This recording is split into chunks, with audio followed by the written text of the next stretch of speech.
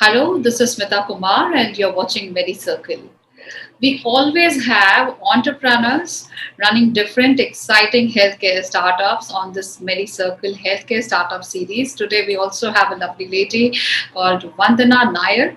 So, Vandana is the co founder and director of ElderAid Wellness. ElderAid Wellness is a Bengaluru based startup that provides holistic services to elders at their homes, including healthcare, household assistance, then concierge services, social support, and a variety of other services. So let's know from Vandana itself, like how and when she started this and how it is actually comforting the citizen population of India. Hi Vandana, welcome to Medicircle. Hi, Smita. Thank you so much for having me. So great to have you here, Vandana, at our startup series. So we have, there are not many startups, especially doing very good during the COVID phase also, because at the time of COVID, these elderly people have been left behind and there has been no one to take care of them. So, as the co-founder of ElderAid Wellness, tell us more about this elder care startup and how, especially, it actually challenged COVID in a way to support the elder people out there. Nice. All right. ElderAid itself, I always love to say, I guess all organizations in the elder care space are in some way a startup, right? Because just because of the market being so nascent. Um, ElderAid began its journey in 2015, and for the longest time, we were Bangalore based. Right from the beginning, when we began, we said we wanted to be the proxy child for elders where their children were not with them, either living in other cities or even outside the country, for example. And we did not want those children to feel guilty because they have lives to live, and we didn't want the elders to feel unsupported. Yeah, and so that's sort of really where it all came. And the other sort of principle that we held firm to right from the beginning is we said this has to be at home support because we wanted to keep them healthy, safe, secure in their own homes as long as we could. Yeah. COVID was really interesting for us because it compelled us to grow.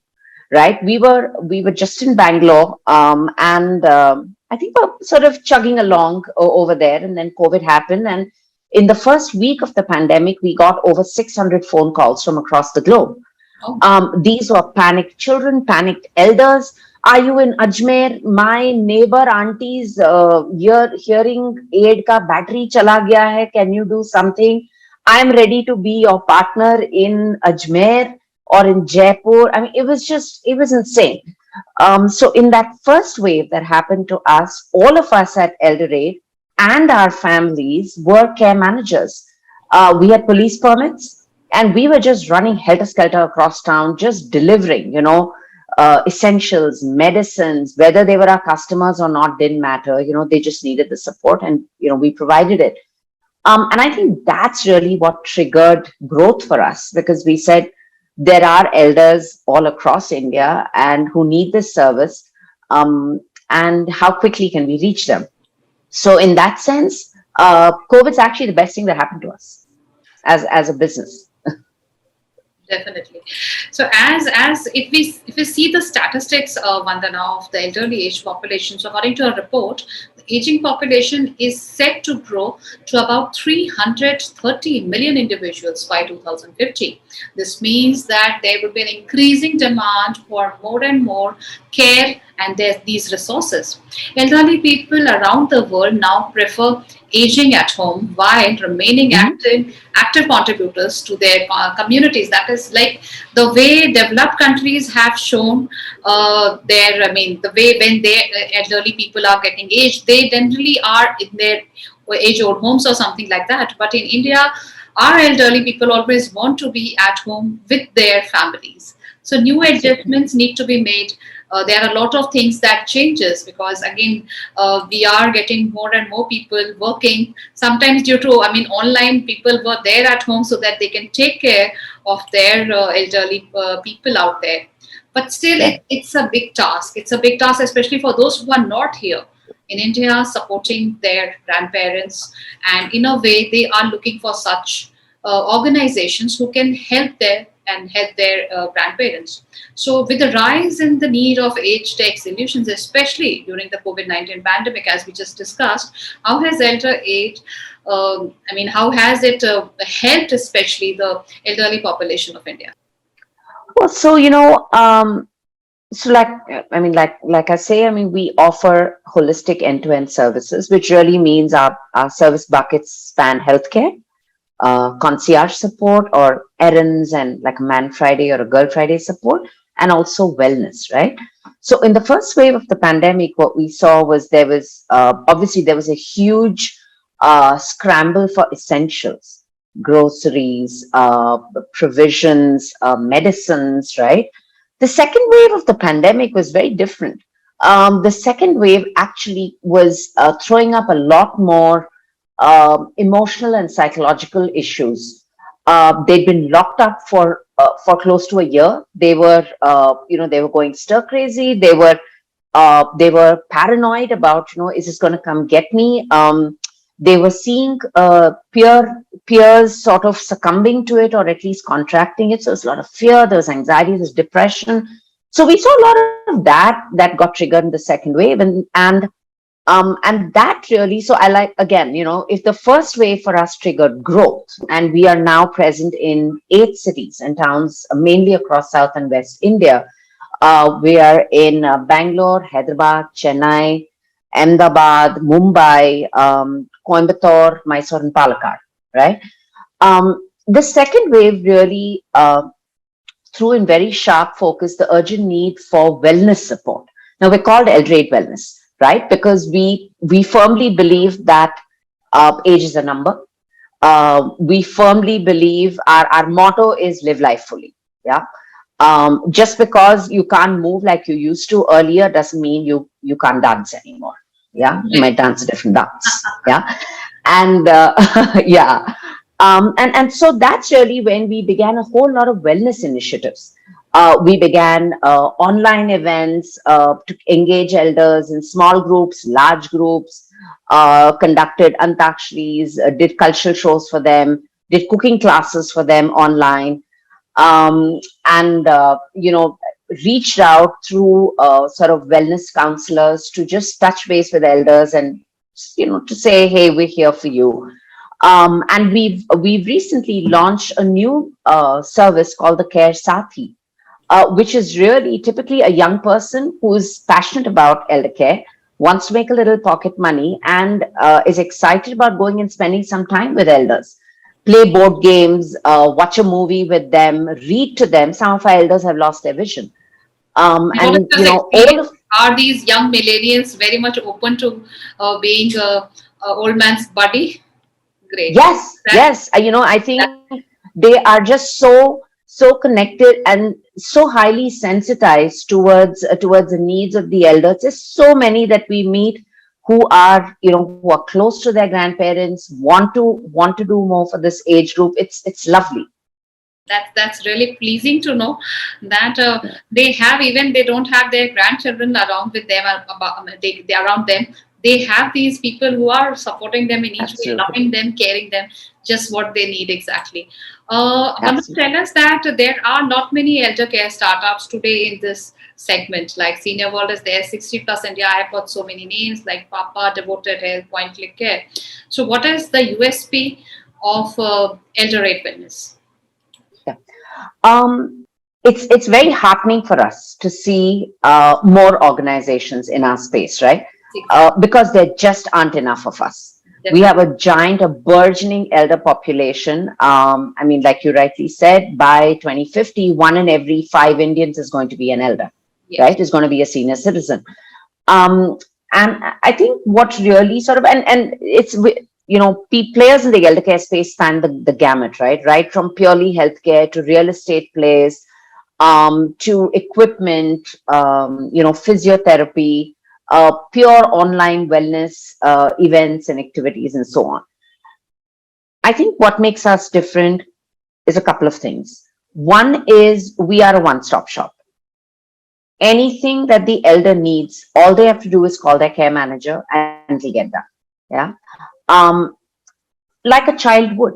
I mean, if your parent called you, and said, and even if you're in Delhi and your mom's in Bombay and your parents said, "Beta, ghar mein chini khatam ho gaya hai," you get on Swiggy, you will order it for her, and it'll be done, right?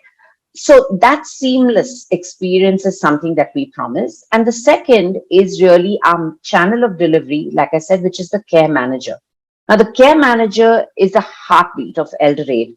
And because this person is like a key relationship manager for his or her elders, this person is that single point of contact for anything that they need, visits them. So we're not just this online call center approach kind of thing.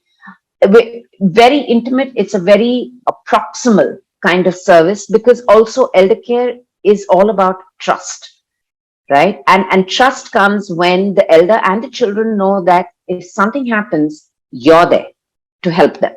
Yeah. So I think this is really what I would call out as being our differentiators. That's great. Let's discuss one more thing, Vandana. As in this segment, there are a lot of challenges also, because again, as you said, trust is very very important.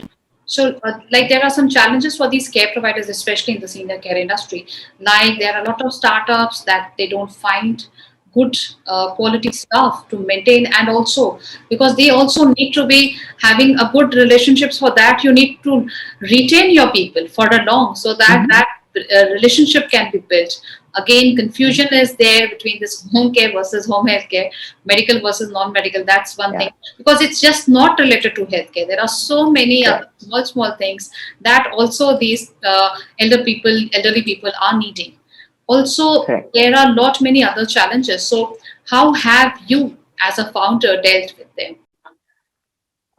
I think you're absolutely right. I think the challenges have come at many levels. Uh, at sort of the macro level, the challenges are socio-cultural, right? Because that sort of barrier, thankfully, is breaking down a little bit, and COVID really hastened that process. But when we began life, for example, there was, you're dealing with two things. One, ki mere bacche mujhe sambhalenge, right? So There's always a it's my difficult, children's though, it's my children's responsibility to do this, right?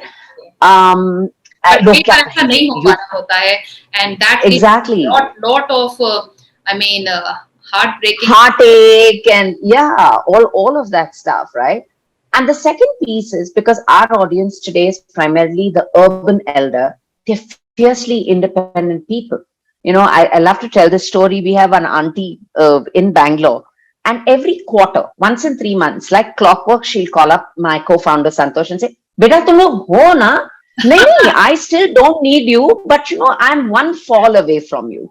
Wow. So I think that fierce independence is something that they feel they don't want to sort of upset that balance, not quite accepting that, hey, if you hire us, and that's what I tell the children of the elder, hire me when your parent is well, because they'll get used to me, we will get comfortable with each other, and when things go south, because they're elders, they are fragile, I will be around in case something happens, to sort of pick up the ball and run with it. So I think that's the macro level sort of challenge that exists. At a more sort of operational level, you're right in that it is a supply problem for one of the services. So our care manager is sort of a very different proxy child relationship manager service. One of our most critical healthcare services is of a non-clinical caretaker. They want a full-time person living with them who can help them with mobility, grooming, all of that. That role is beset with huge challenges. Short supply, small agencies, unethical practices, not enough pay, not enough stickiness built in the job, zero training. So that's something that we are looking to change. We've invested a lot in terms of training. We currently have, and we're doing this for free. We're just like doling out this training for free. We have classroom training, WhatsApp based training in about 5, 6 languages right now that we're rolling out. We're offering it for free to NGOs, saying take and run. This might become a livelihood option. So yes, so I think talent and staffing is an issue. And I think finally it is an issue of, of just awareness building about the existence of this entire support system. Organizations like ElderAid and others in this space were available to the elders and their children to help them, especially amongst the NRI market, where the awareness is rather low and the need, I think, is the highest. Yes, yes. So tell us, Vandana, how many lives you have touched so far, and how has that feeling been? Because again, I mean, helping someone when their children are not around, it just not gives you, I mean, pleasure. It actually gives you a lot of satisfaction also that they were able Absolutely. to help someone at this time of need. So, what's your experience, Yeah. and do share with us? So we've served over 2,000 customers in these years, and we've touched over 5,000 customers through wellness and engagement and so on. That's good. And so, what are your future plans, expansions, especially as you said that you're already catering to 5, 6 states? So, are you heading up like towards north or any other places where you would like to help these dadajis and dadidis something very with some good services? We definitely need. Actually, whenever I speak to elder care startups, I think one portion that every startup should be taking care of is the trust and also the quality of service that they are providing. Right. That Oh, has to be absolutely. premium. That has to be premium Yeah. because they Yeah. are genuine customers. You have to deal with the compassion, with empathy. So, what's your take on that? Yeah. So, right now, I think just looking to stabilize all of these 8, 10 cities that are in play right now. And right now, the North has, at least Delhi NCR has a couple of really good players. So we're delighted to let them provide the support for now. So currently, no imminent North India plans, but, you never know. So thank you so much, Vandana. We'll wrap it up here, and definitely wishing you and Elder Care all the best for all its future endeavors.